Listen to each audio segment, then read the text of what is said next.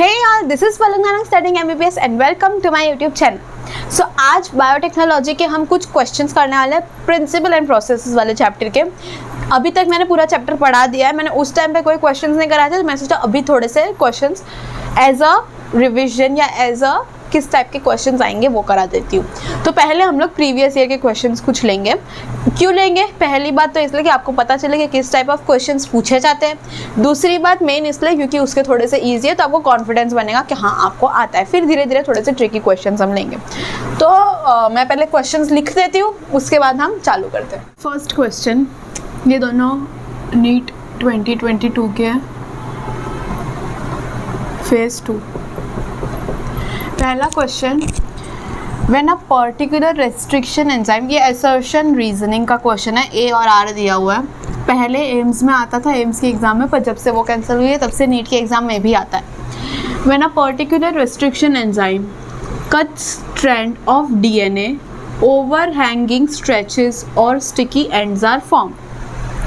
अगर कोई particular restriction enzyme है वो डीएनए की स्ट्रैंड को कट करता है तो स्टिकी एंड्स फॉर्म होते हैं। सही बात है, हम लोग ने पढ़ा था दो टाइप का एंड्स होते हैं, स्टिकी एंड्स, ब्लंट। तो ए इज करेक्ट। दूसरा reasoning, some restriction enzyme cut the strand of DNA little away from the centre of palindromic site.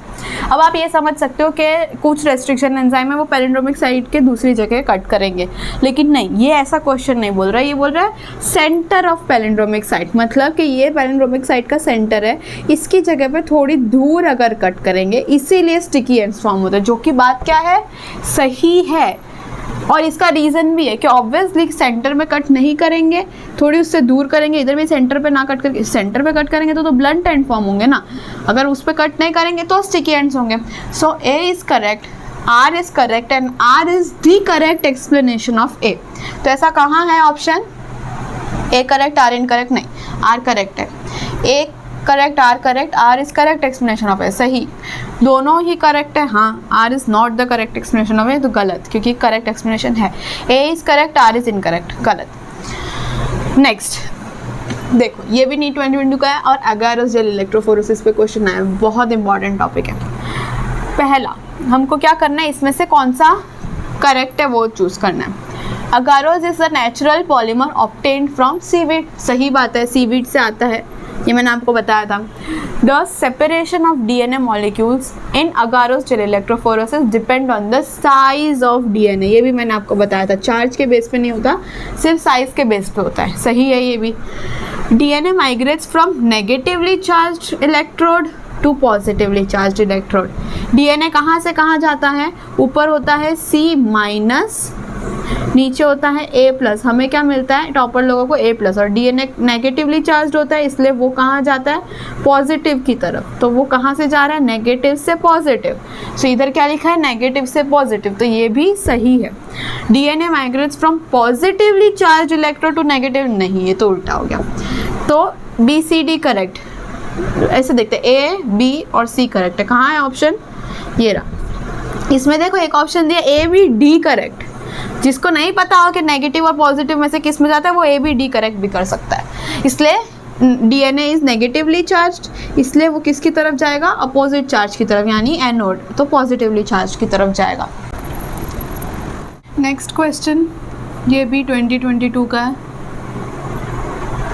Okay, enzyme needed for isolation of genetic material from plant cell and enzyme for isolating material from fungus. Okay, plant cell के लिए कौन सा use होता है, सेल्यूलेस, तो ये तो गलत है क्योंकि काइटिनेस नहीं यूज़ होता। फंगाई के लिए क्या यूज़ होता है, काइटिनेस, क्योंकि उसकी सेल वॉल किससे बनी होती है, काइटिन से। प्लांट सेल की सेल वॉल किससे बनी होती है, सेल्यूलोज से। तो इसलिए answer is this. Lipase digest करता है लिपिड को, प्रोटीएज डाइजेस्ट करता है प्रोटीन को, और काइटिनेस डाइजेस्ट करता है काइटिन को, सेल्यूलेस डाइजेस्ट करता है सेल्यूलोज को। इसके साथ मैंने क्या बताया था आपको, प्लांट बताया था, बैक्टीरिया बताया था, उसका यूज होता है लाइसोजाइम। एनिमल सेल के लिए क्या बताया था, STS डिटर्जेंट। और फिर उसके बाद हम डालते हैं चिल्ड इथेनॉल, तो क्या होता है, डीएनए आइसोलेट हो जाता है। Next, which of the following methods is not commonly used for introducing foreign DNA into the plant cell? Plant cell के अंदर हमको डीएनए डालना है, इसका मतलब ये हमको किसकी बात कर रहे हैं, ट्रांसफॉर्मेशन वाले पार्ट की। तो ट्रांसफॉर्मेशन प्लांट सेल के लिए कौन कौन सी यूज होती है, बैक्टीरियोफाज यूज होता है, नहीं, वो यूज होता है एनिमल सेल के लिए, डिसार्म पैथोजन वाला बैक्टीरियोफाज और रेट्रोवायरस। एगारोबैक्टीरियम ट्यूमिफेशियंस, हाँ ये भी डिसार्म पैथोजन वाला पार्ट है। जीन गन, हाँ biolistic gene gun specially plant cell के लिए होता है, जिसमें हम क्या करते हैं, गोल्ड और टंगस्टन के ऊपर डीएनए कवर करते हैं और उसको डायरेक्टली बहुत ज़्यादा वेलोसिटी से फेंकते हैं, प्लांट सेल के अंदर डाल देते हैं। डिसार्म पैथोजन ये वही हो गया, एगारोबैक्टीरियम ट्यूमिफेशियन, तो ये भी। तो हमको क्या पूछा है, नॉट कॉमनली, तो answer is bacteriophage. Next, which of the following is not true regarding gel electrophoresis, again gel electrophoresis. तो presence of chromogenic substance gives blue colour to DNA strands on this gel, क्या ये सही है, नहीं, क्यों, मैं अभी बताती हूँ। Bright orange colored bands of DNA can be observed in gel exposed to UV light, ये सही है। जब जेल इलेक्ट्रोफोरेसिस करते हैं तो हमको जब डीएनए स्ट्रैंड्स देखना होता है, तब हम लोग क्या करते हैं, उसके अंदर डालते हैं इथिडियम ब्रोमाइड, वो डालते हैं, फिर उसके बाद उसके ऊपर यूवी रेज डालते हैं और फिर हम लोगों को दिखता है यहाँ पे ऑरेंज कलर का बैंड्स। तो bright orange colour bands of DNA can be observed in gel electrophoresis to UV light, सही बात है। Process of separated DNA strands from gel electrophoresis is called elution, ये भी सही बात है कि इससे अगर हमको निकालना है तो वो प्रोसेस को बोलते हैं elution. Separated DNA fragments are stained by ethidium bromide, ये मैंने अभी बताया, तो ये भी सही है। क्या गलत है, नॉट ट्रू पूछा है, तो first option is the answer. ये मैंने आपको पहले ही बोला था, इधर अगर ब्रोमोफिनॉल ब्लू होता तो ये नहीं होता आंसर, मतलब अभी तो क्योंकि ये एकदम ही गलत है तो वही होता, पर लेकिन इथिडियम ब्रोमाइड को ही हम लोग प्रायोरिटी देंगे। So let's start with next question. पहले अगर अभी तक हमने नहीं किया तो पहले पॉज करके खुद सॉल्व करने की ट्राई करो, अगर नहीं आए तो फिर मेरे से सुनो, नहीं तो फिर क्या ही मतलब है। तो again assertion reasoning question next वाला। ए, PCR is used in DNA amplification, बिल्कुल सही बात है। Polymerase chain reaction is used in DNA amplification. उसमें क्या क्या पढ़ा था हमने, DAP, डीनेचुरेशन, एनेलिंग और आगे प्रोलिफरेशन या फिर एक्सटेंशन। फिर next reasoning, ampicillin resistant gene is used as selectable marker to check the transformation, ये बात भी सही है, हम लोग ने पूरा PBR 322 का पढ़ा था। यहाँ पे एम्पिसिलिन है, यहाँ पर टेट्रासाइक्लिन है। कोई भी एंजाइम का एंटीबायोटिक रेजिस्टेंस होता है वो हम लोग सिलेक्टेबल मार्कर की तरह यूज़ कर सकते हैं, हर एक्सपेरिमेंट में अलग अलग होता है। तो ए भी करेक्ट है, बी भी करेक्ट है, लेकिन B is not the correct explanation of A, I mean R is not the correct explanation of A, क्योंकि ये अलग ही टॉपिक है, वो अलग ही टॉपिक है। तो आंसर क्या है, third. Next question, which of the following is not a desirable feature of cloning vector. Cloning vector में क्या क्या चीज़ें चाहिए होता है, ओरिजिन चाहिए होती है, हाँ बिल्कुल चाहिए होती है। मार्कर जीन चाहिए होता है, ऑब्वियसली सिलेक्टेबल मार्कर होगा तभी हमको एक्सपेरिमेंट करने में ईजी होगा, तो वो भी चाहिए होता है। प्रेजेंस ऑफ 2 और मोर रिकॉग्निशन साइट, या presence of single restriction enzyme site, ये देखते हैं, ये भी चाहिए। अगर हमारा रेस्ट्रिक्शन एंजाइम एक ही होगा ना, तो अगर जो भी रेस्ट्रिक्शन एंजाइम का साइट अगर हमारा एक ही होगा ना, तो जो भी रेस्ट्रिक्शन एंजाइम आएगी ना वो इसी को कट करेगी। मान लो अगर हमारे पास दूसरा भी होता तो वो इसे भी कट करती, लेकिन ये जीन और ये जीन तो अलग अलग है ना, इसलिए हम लोगों को एक ही रेस्ट्रिक्शन एंजाइम की एक ही साइट हो वो ज़्यादा प्रेफरेबल हो। तो ये presence of single restriction enzyme site सही है। प्रेजेंस ऑफ 2 और मोर रिकॉग्निशन साइट, एक से ज़्यादा अगर रिकॉग्निशन साइट प्रेजेंट होगी तो तकलीफ होगी, तो ये गलत है। So this is the answer. Next, plasmid PBR 322, मैं इसकी बात कर रही हूँ, ये नीट 2021 का क्वेश्चन है, थोड़ा सा ट्रिकी है, ज़्यादा नहीं है, ईजी है ये भी। Plasmid PBR 322 has PST1 restriction enzyme site. अच्छा, हमें बता रहे, हमने तो सब कर लिया है। क्या क्या किया था हम लोग ने, कि हम लोग ने क्या बाम लगाया था, क्योंकि हमें सर में दर्द था। कहाँ से बाम लिया हमने, प्राइवेट हॉस्पिटल 2 से। क्यों लिया था? क्योंकि प्राइवेट हॉस्पिटल 1 जिसमें हम रोज़ जाते हैं वो बंद था। अब बार बार क्योंकि हम परेशान करें इसलिए हम चुप करेंगे PST 1। फिर क्यों ऐसा सब हो रहा था? क्योंकि क्लास में हम लोग इको से गए थे। याद है सबको ये निमोनिक? तो ये हमारा PBR 322 है। तो उसमें हमने क्या किया, PST 1 रेस्ट्रिक्शन एंजाइम साइट, ये रही PST 1 restriction enzyme site with in the gene ampicillin resistant that confers ampicillin resistance.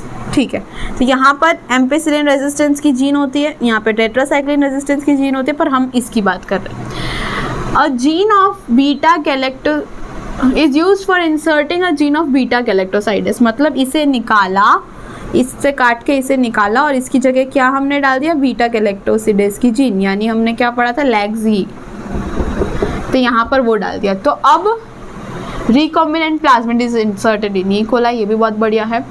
अब हमको इसमें से सही आंसर चूज करना है। It will be able to produce a novel protein within a dual ability. Novel protein मतलब वो protein जो दोनों को एक्सप्रेस करे, मतलब एम्पिसिलिन रेजिस्टेंट का भी प्रोटीन, बीटा गैलेक्टोसाइडस का प्रोटीन। ऐसा होगा क्या? नहीं, एम्पिसिलिन तो हमारा हट गया है, तो उसका हम लोगों को नहीं मिलेगा, सिर्फ बीटा गैलेक्टोसाइडस बनेगा, क्योंकि हम लोग ने उसको डाल दिया अंदर। क्या किया हमने? इंसर्ट कर दिया। It will not be able to confer ampicillin resistant to the host cell. Ampicillin resistant की जीन हमने निकाल दी, तो क्या वो रेजिस्टेंस देगा एम्पिसिलिन के थ्रू? नहीं, तो ये सही है। Next, the transform cell will have the ability to resist ampicillin. गलत, एम्पिसिलिन रेजिस्ट नहीं कर सकते।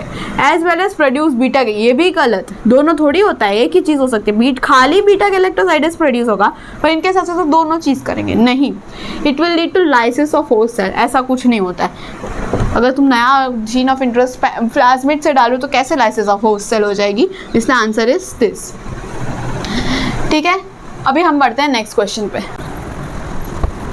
चलो नेक्स्ट क्वेश्चन सॉल्व करो। अब थोड़े से ट्रिकी आएंगे क्वेश्चंस, क्योंकि अब हम लोग प्रीवियस ईयर से थोड़ा सा आगे बढ़ गए हैं। आए तो ठीक है, नहीं आए तो हम सीख लेंगे, कोई बात नहीं।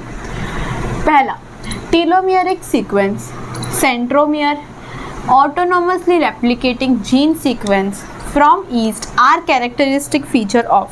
अब मैं आपको बता दूं, ये जो दिया है टीलोमियरिक सीक्वेंस, सेंट्रोमियर और ऑटोनोमसली रेप्लिकेटिंग सीक्वेंस, इसे आपको कंफ्यूज करने के लिए दिया है। हम लोग जीन अगर ईस्ट में से ले रहे हैं तो उसको क्या बोलते हैं? YAC, yeast artificial chromosome. समझे? रेट्रोवायरस वही डिसाम पैथोजन वाला है कि हम लोग उसमें से विरुलेंस फैक्टर निकाल देते हैं। 20 बैक्टीरियल आर्टिफिशियल क्रोमोसोम। YAC की कैपेसिटी बहुत ज़्यादा होती है, 1400 तक जा सकती है। 600 to 1400 के भी इसकी छोटी होती है कंपेयर टू इससे। Next, assume a circular DNA P। Okay, चलो इसको सॉल्व करने की कोशिश करो। नहीं आए तो ही देखना, पॉज करके पहले सॉल्व करो, और अगर नहीं आए या आ गया जो भी है तो अब सॉल्व करते हैं। Assume a circular DNA P, ये हमारा सर्कुलर DNA जिसका हमने नाम दिया P, of 15 kb in size. इसकी साइज क्या है? 15 kb। Possesses 3 recognition site for SAL1। इसके पास 3 साइट है SAL1 की एट इक्वल डिस्टेंस। मतलब ये है एक SAL1 की, एक इधर है और एक इधर है। ठीक है। And if P is completely digested using SAL1, ये साइट 3 SAL1 की थी, हमने इसमें क्या डाला? इसकी ट्यूब में SAL1 डाल दिया, तो अब P पूरा क्या होगा? Completely digested. Then how many bands will be visible on separation of DNA using agarose gel electrophoresis. मतलब ये क्या पूछना चाह रहे हैं? अगर हमने ये हमारा जो PDNA जिसका साइज 15 kb है, उसके अंदर 3 रिकॉग्निशन साइट है SAL1 के लिए सेम डिस्टेंस पे। अब हम लोग ने इसके अंदर SAL1 डाला और इसको डाइजेस्ट ही कर दिया इस एंजाइम को, तो ये टूट जाएंगे, स्ट्रैंड्स जो है टूट जाएंगे। अब हमको उसको इलेक्ट्रोफोरेसिस करना है, तो अब हमारे पास कितने बैंड्स मिलेंगे ये पूछा। DNA जेल इलेक्ट्रोफोरेसिस के अंदर कितने बैंड्स मिलेंगे? अब अगर आपको पता हो तो सेम साइज पे सेम बैंड आते हैं, हर साइज के लिए अलग अलग जगह होती है। तो इसमें SAL1 की जो तीनों है, तीनों इक्वी डिस्टेंस है। इक्वल डिस्टेंस, इसलिए तीनों की जो साइज होगी वो सेम होगी, तो सेम जगह पे तीनों बैंड्स आएंगे। पहला बैंड भी इधर आएगा 15 kb वाली जगह पे, दूसरा बैंड भी इधर आएगा, तीसरा बैंड भी इधर आएगा। तो हमको बैंड कितना दिखा? एक बैंड दिखा। ये जीन कितनी थी? 3 थी। अब 3 क्यों थी? इसमें ओरी साइड क्यों नहीं थी? आरओपी जीन क्यों नहीं था? दूसरी जीन्स क्यों नहीं थी? क्योंकि इसमें मेंशन नहीं किया। ये PBR 322 ऐसा किसी ने बोला इधर? नहीं बोला। हमने इसमें क्वेश्चन में सिर्फ इतना ही बोला है कि साल 1 की 3 रेस्ट्रिक्शन साइट थी वहाँ पर वेक्टर के अंदर, तो हम उस वेक्टर के अंदर सिर्फ वही 3 कंसिडर करेंगे जो हमको क्वेश्चन में दी गई है, अलग से खुद अज्यूम नहीं करेंगे। तो 3 साइट मैंने बनाई, अब उसका इलेक्ट्रोफोरेसिस करेंगे। वो तीनों की साइज अगर सेम ही है तो फिर इसलिए वो सेम जगह पे आके बैंड बनाएगी, तो एक ही बैंड दिखेगा, चाहे 3 साइट हो, 3 जीन हो, बैंड एक ही दिखेगा। So answer is 1। Next, in case of वाम H1 AM रिप्रेजेंट्स, AM क्या रिप्रेजेंट करता है? स्पीशीज। B क्या रिप्रेजेंट करता है? जीनस रिप्रेजेंट करता है। ये क्या है? Number of isolation. और ये क्या है? स्ट्रेन। ये जो स्ट्रेन है, फाइलम कुछ भी रिप्रेजेंट नहीं करता। ये कि किस सीरीज में आइसोलेट हुआ है, फर्स्ट आइसोलेट हुआ है तो 1, सेकेंड हुआ है तो 2। ये स्ट्रेन कौन सा यूज हुआ है? AM स्पीशीज और B genus. Which of the following is correct regarding the enzyme essential for PCR? इसमें से कौन सा करेक्ट है वो बताना है PCR के रिलेटेड, PCR के एंजाइम के related. So it is isolated from virus. कोई भी एंजाइम PCR का आइसोलेटेड फ्रॉम वायरस नहीं, हम लोग थर्मस एक्वेटिकस से लेते हैं। Tag polymerase is thermolabile in nature. Thermolabile क्या मतलब क्या होता है? कि टेम्परेचर से सेंसिटिव है, मतलब कि अगर हीट आएगी तो वो डिस्ट्रॉय हो जाएगा। क्या हमारा टैग पॉलीमरेज टेम्परेचर सेंसिटिव है? ऑब्वियसली नहीं, वो टेम्परेचर रेजिस्टेंट है, तभी तो वो 94 पे काम कर रहा है। Next, required for extension of primer. Primer की एक्सटेंशन में रिक्वायर करते हैं, हाँ सही बात है। Serves as a selectable marker, नहीं भाई इसका कोई काम नहीं है सिलेक्टेबल मार्कर से। So answer is 3। चलो नेक्स्ट क्वेश्चन।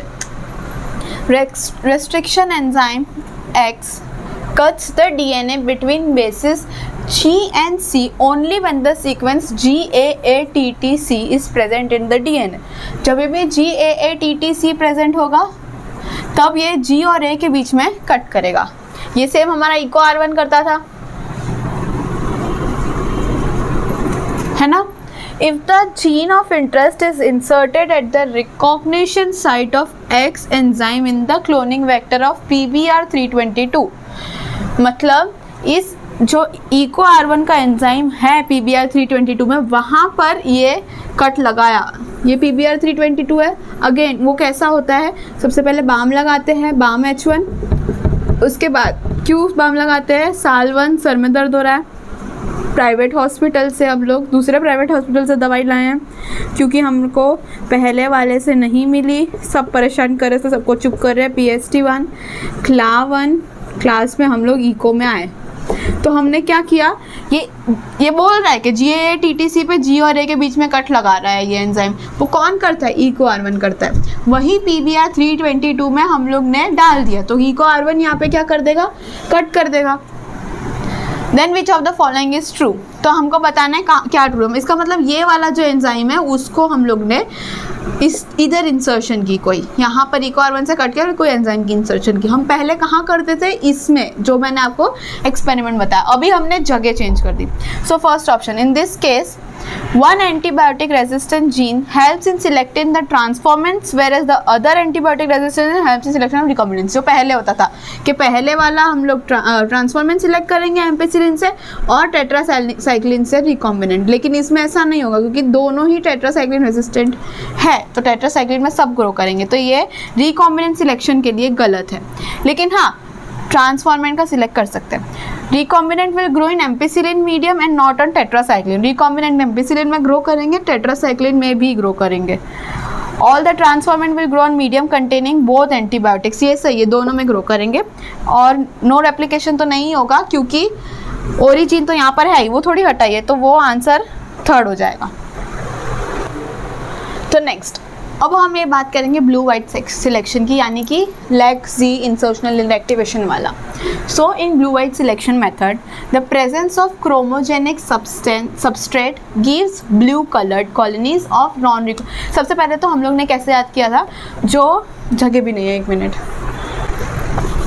जो हमारी ट्रांसफॉर्मेंट है वो देगी हमने ब्लू कलर, जो हमारी रिकॉम्बिनेंट है वो देगी हमें वाइट कलर। हमने कैसे याद किया था, ट्यूबरक्लोसिस इतना ज़्यादा बढ़ गया, टीबी इतना बढ़ गया है हमारी इंडिया में, तो हम लोग उसको बार बार याद करेंगे, तो रीराइट करेंगे, तो TBRW ऐसे हमने याद किया था।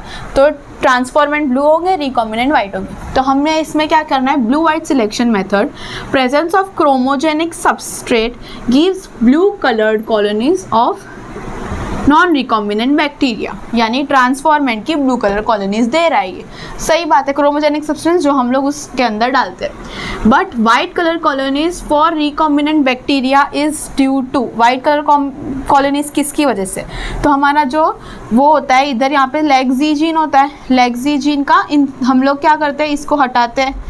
लेग-Z जीन क्या बनाता है, बीटा गैलेक्टोसाइडेस बनाता है। अगर हम इसको हटा के कोई दूसरा डाल देंगे तो फिर बीटा गैलेक्टोसाइडेस नहीं बनेगा। बीटा गैलेक्टोसाइडेस क्या कर रहा था, क्रोमोजेनिक सब्सटेंस को कलर चेंज कर रहा था, क्रोमोजेनिक सब्सटेंस का कलर चेंज कर रहा था इनटू ब्लू, वो ब्लू बना रहा था।